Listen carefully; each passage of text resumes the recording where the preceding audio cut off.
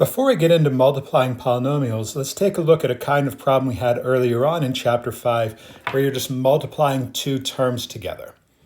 Here we have negative 7x squared times 2x to the fifth.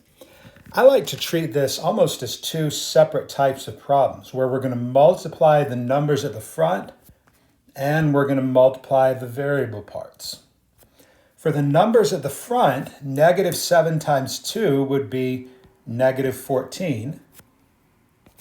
And then for the variables, x squared times x to the fifth, here you have to remember that property of exponents, that when you're multiplying together things that have the same base, the base stays the same and you add the exponents. So here we add the exponents 2 plus 5 and it would become x to the seventh.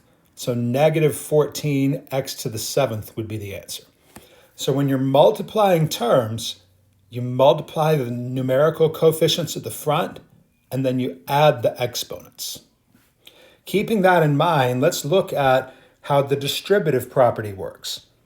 Here we've got negative 2x cubed times 3x squared minus x plus 2.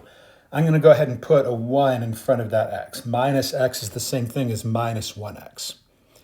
So the way the distributive property works, remember you take the term on the outside and you're going to multiply it one at a time by each term on the inside. Negative 2x cubed times 3x squared, you do negative 2 times 3 and that would be minus 6. X cubed times x squared, you add the exponents 3 plus 2 and we would have x to the fifth. Next, negative 2x cubed times minus 1x. Negative 2 times negative 1 is plus 2. X cubed times x, remember x is the same thing as x to the first. 3 plus 1, it becomes x to the fourth. And then last, negative 2x cubed times a positive 2. We just do negative 2 times 2 and it would be minus 4. And the variable part x cubed just stays the way it is. So our answer here would be negative 6x to the fifth plus 2x to the fourth minus 4x cubed.